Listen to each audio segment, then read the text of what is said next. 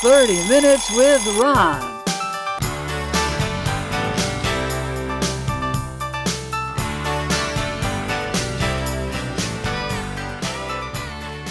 Hi, I'm Ron Gagliardi. I'm the host of 30 Minutes with Ron.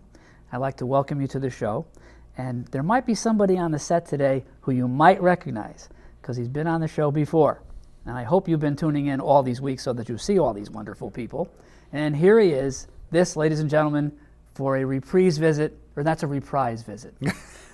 Jim Hawk, welcome back. Hi, Ron. How you doing? Good to be back. That's good. For me, it's good to be anywhere. Good to be, yeah.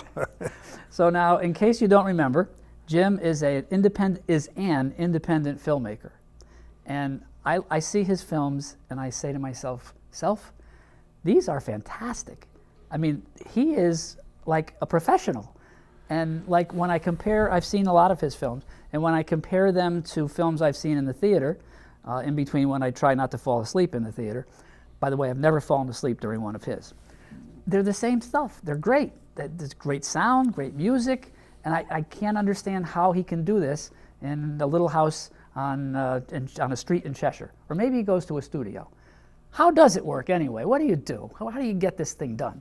It took a lot of experience. Yeah. But I appreciate that, Ron. I really do. And I ask myself that same question. How can you do this and not be found? It's like, what's going on here?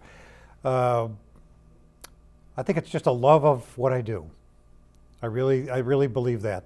And it sounds so cliche, but when I make movies, I almost feel like that was what I was intended to do. Mm-hmm. I can't answer your question. I really can't. I wish I could. Well, I envision myself as you sometimes when I'm thinking of you. And I'm thinking, well, here I am. I'm Jim Hawk. I decided I put another film to bed. Got to do another film because I want to let the world know that, this is on my mind. So how do you come up with the ideas for these films? I can't really answer that. It's like an intuitive kind of thing. Uh-huh. If I took you to my computer right now, I could show you the beginnings of, I think it's like 87 different movies. So I'm constantly thinking about what I can do with this, what I can do with that. You might say something. I'll give you a good example. All right. I went to the doctor about 3 months ago, and he said, you're a filmmaker. And I said, yeah, I am a filmmaker. He says, think about this. He says, the moment you're born, you're in the process of dying. He says, in other words, he says, what I'm saying is that nature is out to get you, no matter what. And so I walked away and I went, that was kind of a downer. A little bit. Yeah. But then the more I thought about it, I went, wow, that could be a really good element to a movie. And I started writing a script about that.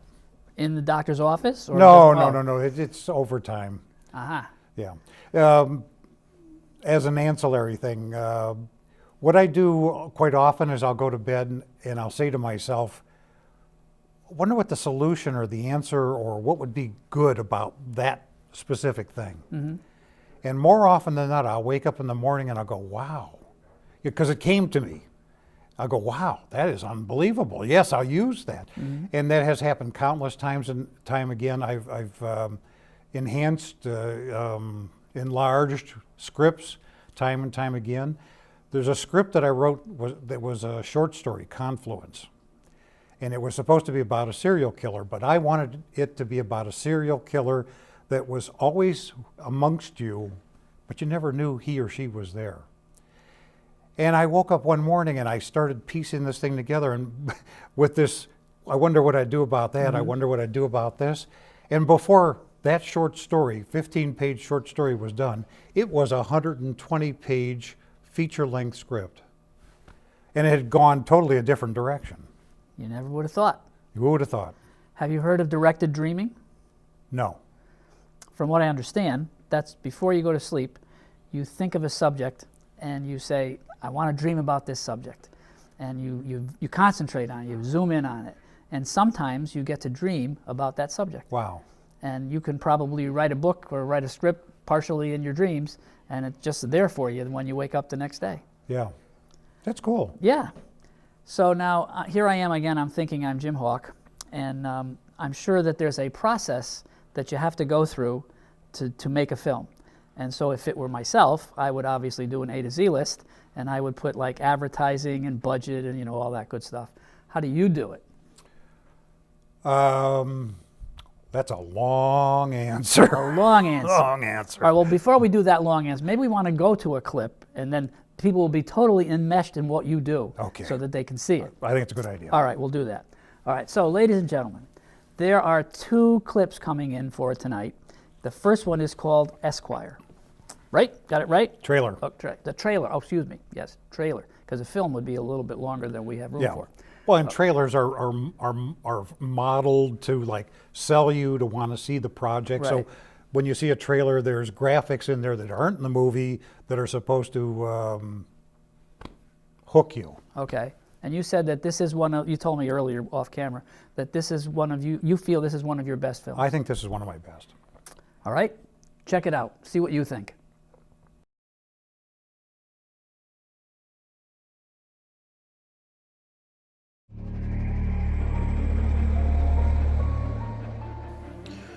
What are attorneys supposed to do when they know their client is guilty? I'm gonna explain. Huh? What are you supposed to do? I killed that girl. No, I won't stop. I did what they said I did. I'm a monster. I need a psychologist, not a lawyer. We, the jury, in the case of Patrick Calvin versus the state of Connecticut, find the defendant not guilty. This is becoming an obsession. Against your client that he sexually assaulted them. What's wrong with you? Why are you doing this? Why am I doing this? I'm helping these people. They know they put themselves in a Who do you want representing them? Huh? You want some 25-year-old public defender that still lives at home with his mother? They'll get locked up for the rest of their lives. Maybe that's where some of them belong. We, the jury, in the case of Michael McInnes versus the state of Connecticut, find the defendant not guilty. I love the legal system. I love it. What's your point? We've been here before. Money isn't everything.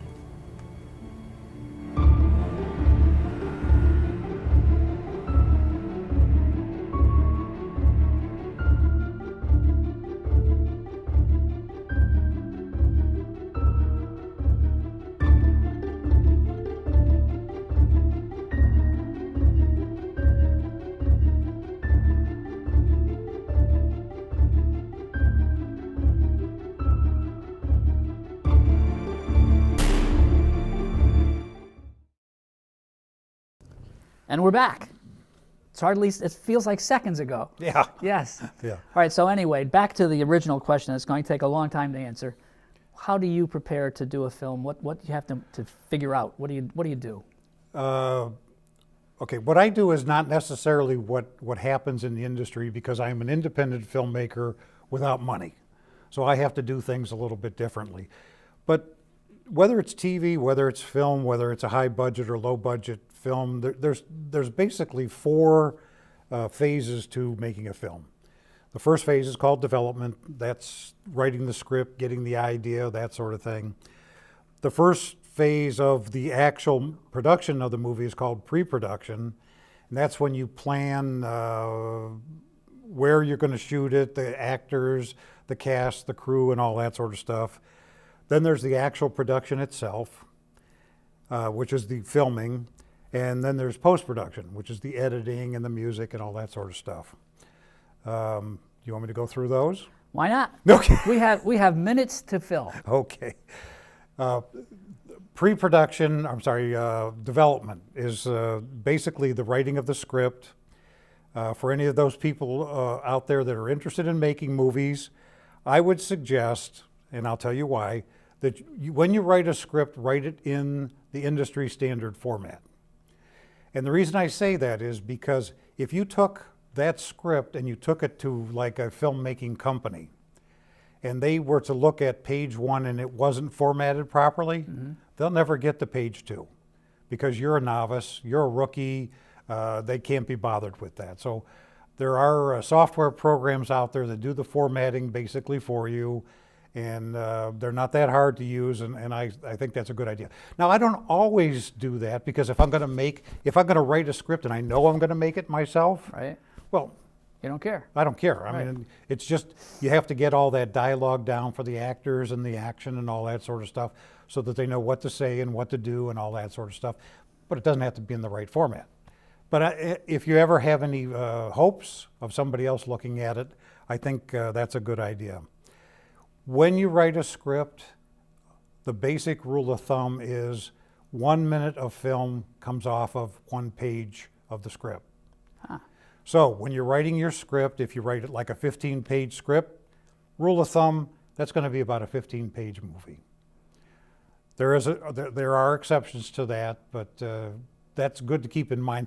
Because if you're an independent filmmaker and you're making a short, you don't want to write 100 pages and go and think it's going to be a 15-minute film, and it's going to be a full feature-length film, and oh boy.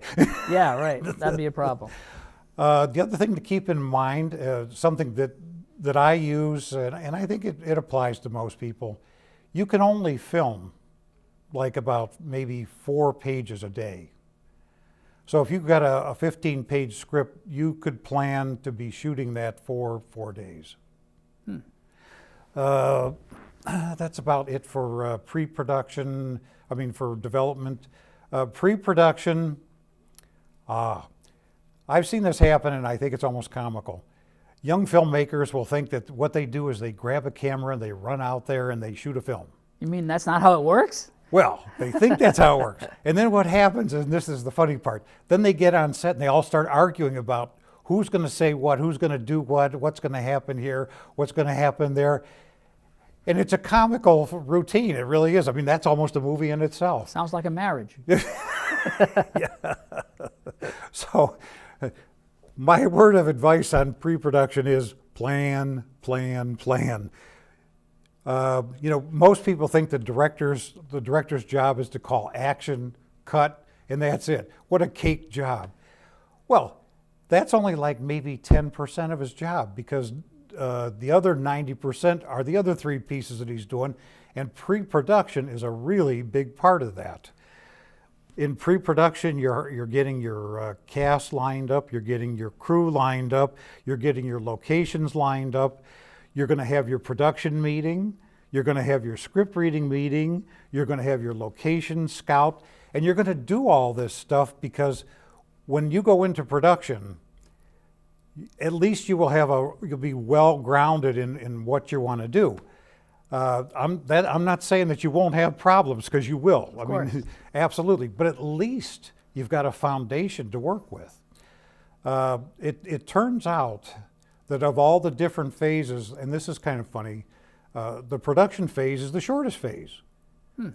You put all this time into pre-production, all this time into editing, all this time to writing the script, and then you cram together everything you can for production. Now, obviously, it doesn't affect me that much, but obviously the film companies are doing that because the budget per hour is outrageous.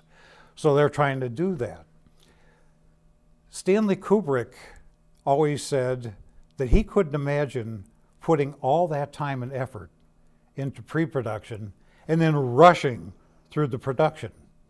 So he literally, I think Eyes Wide Shut, I think he took a year for him to film that. Oh, and typical production cycles now are in the 30 to 45-day time frame. So Eyes Wide Shut, I think he took a year. Trying to think of any others. I can't think of any others. But he always said, why would you put all that time and effort into something and then rush like a maniac through the production? So he always took his time. Probably pretty expensive. He got away with it because, unlike most Hollywood film crews, he tended to keep the crews quite small. He liked to work with people that he knew. So he could do that and not rack up a huge bill in the process. Well, what you said previously brings to mind a question. Let's say there's someone watching tonight, and or this afternoon, or this morning even. We never know when these are going to happen.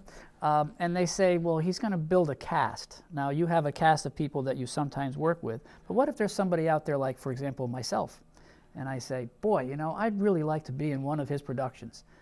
What's the procedure? How do I get in contact with you? I have two basically movie-making websites. Okay. If you went there, there's a contact page, there's an email address there, and you can contact me that Okay, way. now would it help this person to have a list of things that they've done or some clips to show? The clips to show, for sure. Okay. I made a movie with unprofessional actors, and every time I show it, I hear about it. So, I'm pretty sensitive about that now. That'll teach you. Yeah. So yeah, I would have to either meet with you and have you do a Reading. so I could see how you perform, or if you have some clips, I'd have to see that. All right. Well, now speaking of clips, we have a clip ready to go. You did a movie called Saturn. Saturn Mission. Saturn Mission. And I just saw it too. And so Saturn Mission was quite exciting and well done, and you have some amazing footage on there. Before we do the clip, can you tell us a little bit about it, or do you want to see the clip first and then tell us about it? Let's go to the clip first. All right, Yeah. Ladies and gentlemen, here is the clip from Saturn Mission.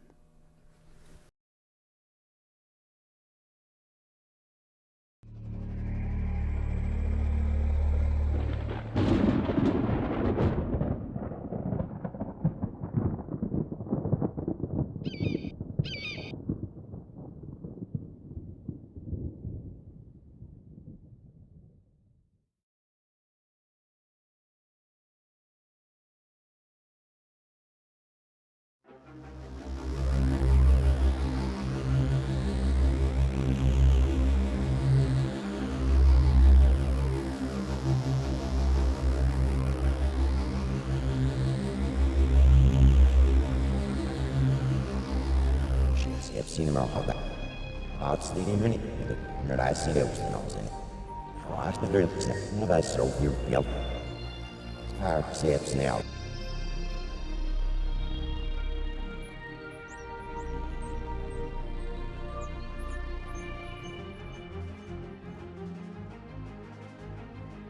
You know, I can sneak I see no. I sneak it, so now me. One organism is in God. For the battle. Night. And Charles Snow. Sequence start. 6, 5, 4, 3, 2, 1, 0. All engines are running. We have liftoff. Orion spacecraft, Flight 347, has cleared the tower and is on its way to Saturn with an intermediate stop at the Harmony Space Station.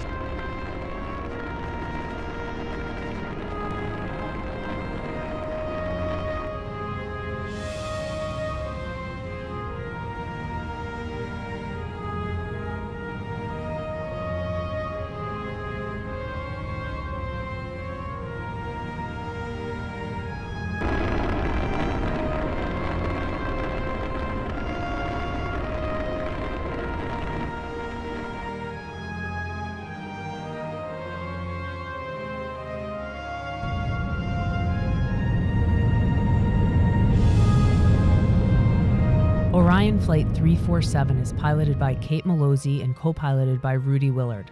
They're taking the mission specialists, Dr. Mary Glorious, that's me, and Dr. Joe Future to the space station to repair the water purification system. And after that, I might be going on to Saturn by myself. To date, the manned space program has taken us to the early stages of a permanently manned base on Mars, some manned orbital flights around Jupiter, and even fewer manned orbital flights around Saturn.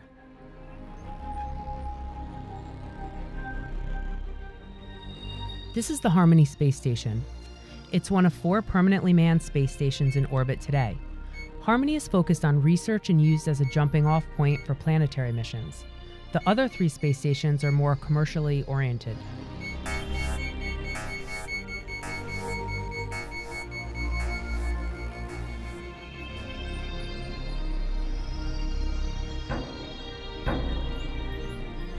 Joe. Hi, Mary. Welcome to Harmony. Oh, haven't seen you guys in so long. I am sorry I wasn't there to greet you when you got here, but I'm glad to see you made yourselves comfortable. It's good to see you, Adam. Hi, Adam. It's good to be on board. How was the ride up? It was much better than the last one. Tell us a little bit about Saturn Mission. First off, just to make sure that people understand, they didn't see the whole movie. Right. It was just a. They saw the first 3 trailer minutes or of the movie. 3 minutes, yeah, okay. So they're put that to bed.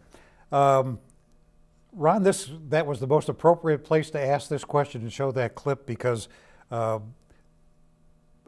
didn't talk about post-production. And talking about post-production, I would definitely talk about the Saturn that Mission. one. Yeah. Okay. That film, it took me 2.5 years post-production. I know. Wow. It was. Now, you know, the thing about filmmaking is it's challenging. Yep. And I like that. You know, it's not easy. Not everybody can do it. And all those things put out there, that drives me forward. I love it. When I run up against a wall, I love looking for the solution. Saturn Mission was my first attempt at green screen. And so I shot the clips and I went home and I tried to pull the key. And pulling the key is when you turn the green transparent and you have the character or whatever in screen. That's what you're trying to do, pulling the key. Okay, we probably should explain what green screen is because some of our viewers may not know that. Sure. Go ahead. I don't know. I know there's a big green screen. That's what it is. Yeah. And what the camera doesn't pick up green? No. Here's the okay. Here's the thing with green explain screen. Ron is right. Green screen is a big wall. It's painted green. I knew that. More or less. That wall has to be painted uniformly green, not different shades of green. One color specifically. It has to be lit so that the camera sees it as one color only. And so that means when you get shadows and all that sort of stuff, that's bad. Bad. So when you pull the key, there's software that says, okay, there's Ron, and that green wall back there, we have to make that go away. And so that's called pulling the key. Ah, okay. So I took the footage home and I pulled the key and it was awful. It was just terrible. So I'm doing research, I'm trying this, I'm trying that. And what happened then after a while was that I talked to somebody and he said, oh, well, you're using the wrong program. After Effects has a program within it called Keylight. So I go there and I try Keylight and I'm going, wow, this is great. Well, even with Keylight, what was happening was that all the characters, even after they were pulled out of the green screen, had these little white blocks all over their body. And I'm going, that's no good. So I'm going like, well, okay, now what? So I go on the internet and I'm doing research and talking to people and all this sort of stuff. And somebody said, are you using compressed footage or are you using the raw footage? And I went, compressed. Well, that's the problem. You have to go back to the original raw footage.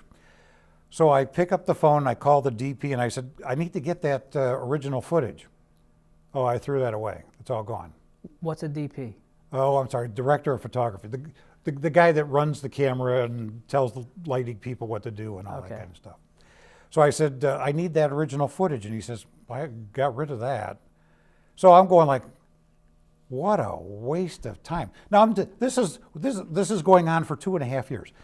So I'm going like, what a waste of time that was. Now I'm going to have to dump all this stuff. And this was one of those go to bed, wake up in the morning things. So I went to bed one night and I woke up in the morning and I went, wait a minute. I can pull a key on there and do a silhouette. And with that silhouette, I can apply filters. And so you saw that. They were green. Green, and it moved when they moved and all that sort of stuff. And so anyway, I said, I can do that, but the story doesn't make any sense now. So what I had to do was, instead of the story being in the future, I made the story 200,000 years ago when androids ruled the earth. Ah. And then it worked out all right. Why not? Why not? Well, it certainly was green. They were Well, greenish. I was going to do blue, and I went, you know, if I do blue, everybody's going to go, oh, that's Avatar. Oh, So, right. so I Yeah. said, no, I can't do blue because Cameron already did blue in Avatar. I don't want to be can't like do that. Cameron. No. No. All right, so where were we in your explanation of the four things? Were we into production? Oh, we finished them. Oh, That that was all of them. That was all of them. Aha. All right, so now I want to ask you a really special question. What is the biggest challenge that you face as an independent filmmaker? Wow, that's a tough one. Let me step back for a minute. Okay. I am the creative person. I like doing the creative thing. I like staying by myself. I like being in that dark room. I like manipulating the editing program. I like doing all that stuff. What I don't like doing is I don't like picking up the phone, asking them to go to work for me. Will they work for free? Are they available here? I don't like to do that. So the biggest challenge for me is basically to find the other half of my personality. Mm-hmm. I'm the creative half. I need to find the business half.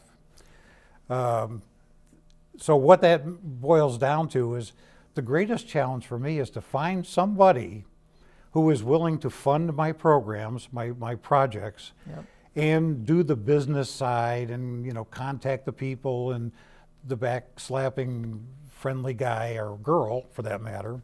But that's the biggest challenge is I can make films. And I'm flattered that you said that mine are so professional. I They think are. so too because I've been told by other people. But I look at them and I go, you know, you do good. Yeah. Why aren't you going anywhere? Because you're the creative guy. You're not the business guy. You're not the outgoing promoter, financier, that kind of thing. So now this person, when they need to find people who are going to appear and work on your films, is it better to do it by phone, in person, email? What's the best way? Well, that's up to them, whatever they feel comfortable with. Personally, I prefer to do it over the phone. Mhm. As much as I just said I don't like doing that, Yep. I find it so much more effective to pick up the phone and say, Jack, I'm doing a new film. Would you be the sound man this time? As opposed to sending an email and, you know, people go like, we can ignore that. Seems pretty insincere. So, but I mean, if this other person, if he or she ever comes to be, whatever style suits them is fine with me.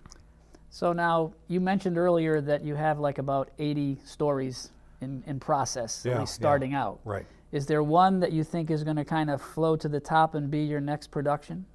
Well, I actually two. The next one I'm going to shoot is called Message from Unit 493. Okay. Okay.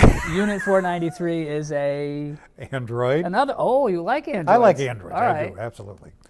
And I can't tell you too much about it, but this Android recorded this video 1 billion years before our time. Okay. Because he had a message that he wanted to give us. And we found the message and something happened. Well. Or maybe not. We'll see. We'll see when the film gets produced. Thank you for tuning in. And this has been our second visit with Jim Hawk. Probably won't be a third because I don't know if I could handle it because he's so wonderful. I guess basking in his glory is just too much for me. So thank you very much for tuning in. And I hope to see you again sometime in the future because I can't travel into the past.